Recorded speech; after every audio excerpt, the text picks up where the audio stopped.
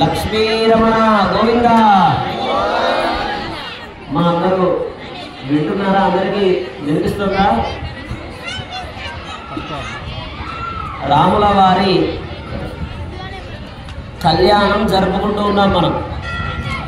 ఎవరి కళ్యాణం జరుపుకుంటున్నాం? రాముల వారి కళ్యాణం. రాముల వారు మనందరికీ ఎలా జీవించాలో, ఎవరితో ఎలా మెలగాలో, ఎవరిని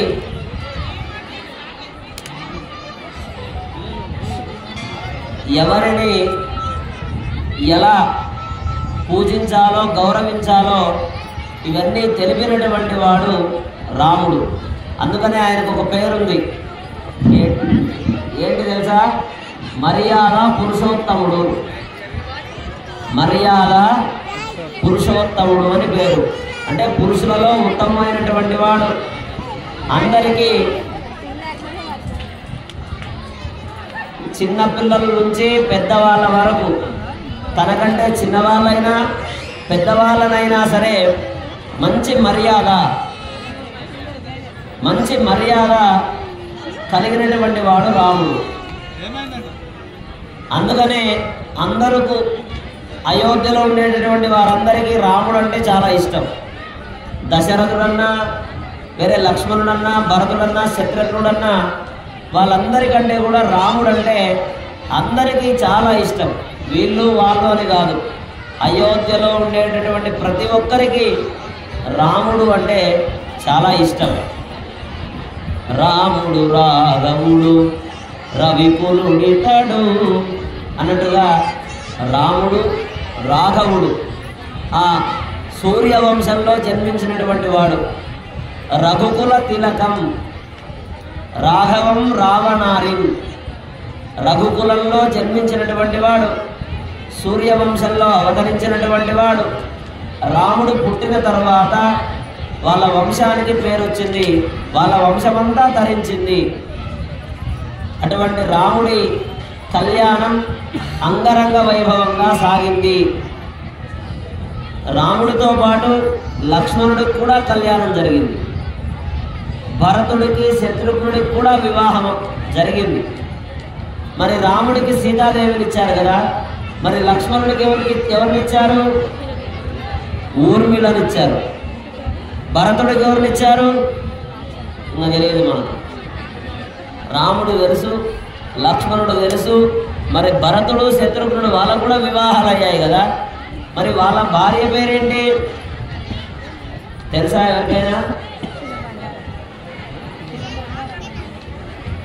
మాండవి శృతకీర్తి. ఏం పేరు? మాండవి శృతకీర్తి అనేటటువంటి వాళ్ళిద్దరినీ భరతుడికి శత్రుఘ్నుడికి ఇచ్చి వివాహం చేశారు. సరే, ఇంతకీ రాముల వారి కళ్యాణం జరుపుకుంటూ ఉన్నాం కదా, రాముడి గోత్రం ఏంటి చెప్పండి? పోయినసారి చెప్పుకున్నాం మనం. వశిష్ఠ గోత్రం.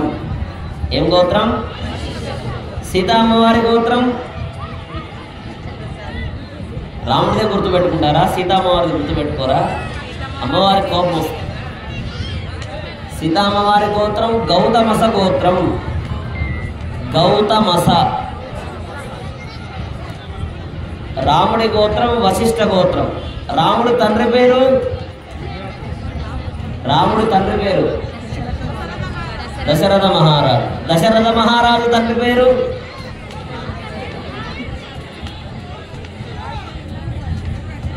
అజ మహారాజు.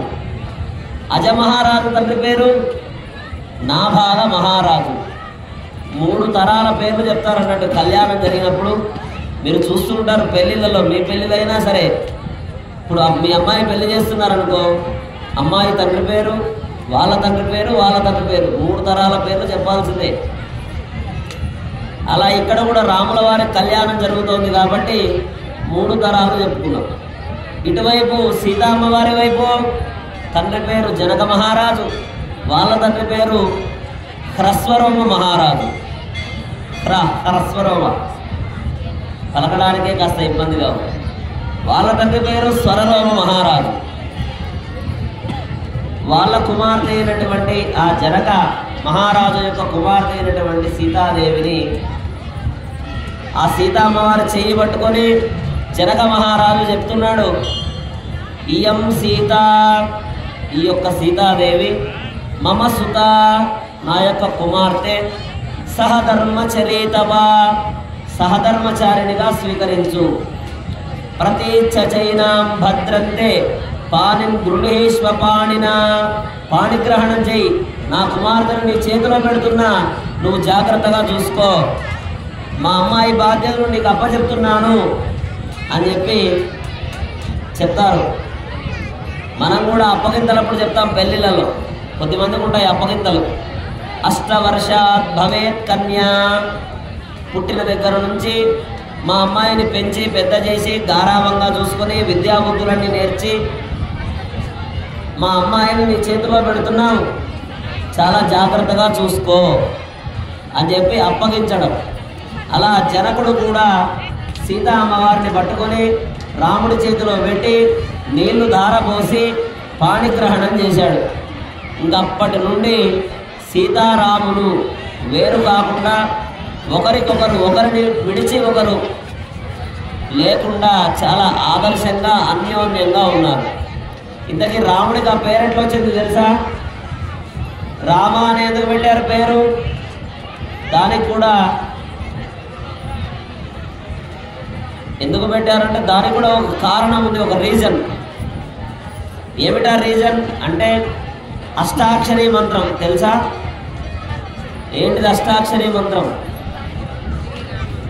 అష్టాక్షరీ మంత్రం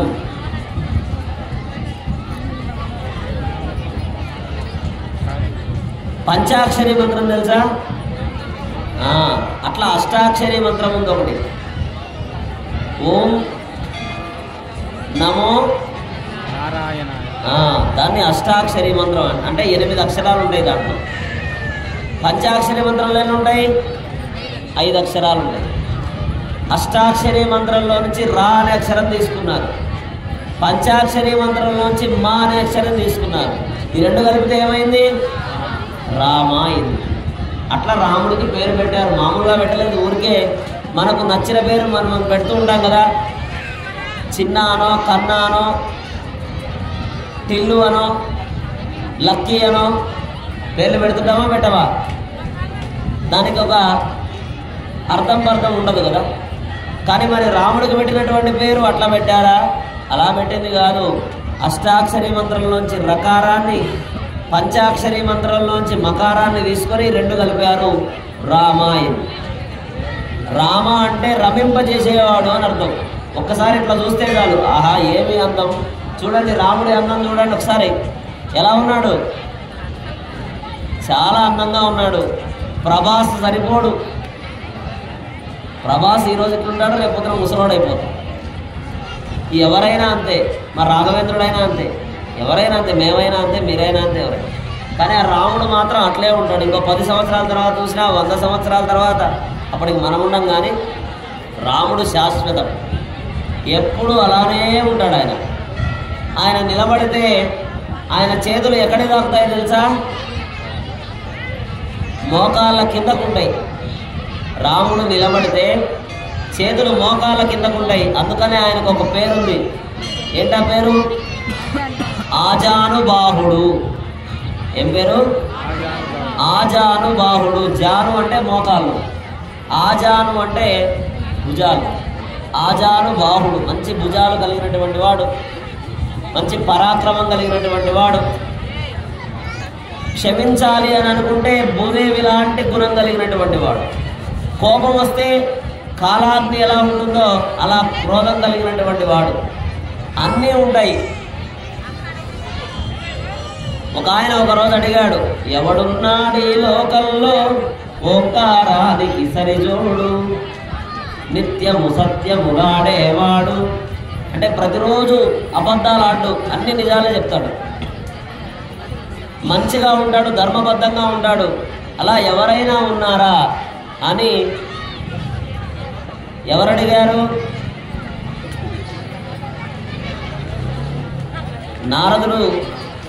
నారదుణ్ణి వాల్మీకి మహర్షి అడిగాడు.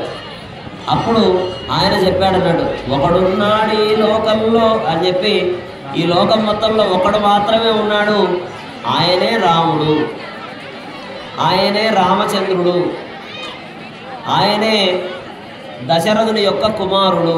మళ్ళీ రాముడు అంటే ఎంతోమంది పేర్లు పెట్టుకుంటారు, ఏ రాముడు అనుకుంటారో మీరు, దశరథుని కుమారుడైనటువంటి రాముడు అని చెప్పారు. అంతటి గొప్పవాడు రాముడు. అటువంటి రాముడి యొక్క గోత్రనామాలు పుట్టు పూర్వోత్తరాలని చెప్పి పాదాలు కడిగి ఆ తీర్థాన్ని నెత్తిన చల్లుకొని తర్వాత మధుపర్కాన్ని ఇచ్చి వస్త్రాలు కూడా సమర్పించాం. ఇప్పుడు తెర పట్టుకుంటారు. రాముడు సీతాదేవి ఒకరినొకరు చూడకుండా మధ్యలో తెర ఏర్పాటు చేసి లగ్నాష్టకాలు చదువుతారు. చదివి తెర తీసి వెంటనే జీలకర్ర బెల్లం పెడతారు. ఇప్పుడు ఆ ఘట్టం జరుగుతుంది, అందరూ కూడా సేవించండి. తహా మధ్యే యవనికాం నిదాయ లోకాచార క్రమేణ లగ్నాష్టకాని పఠేత్.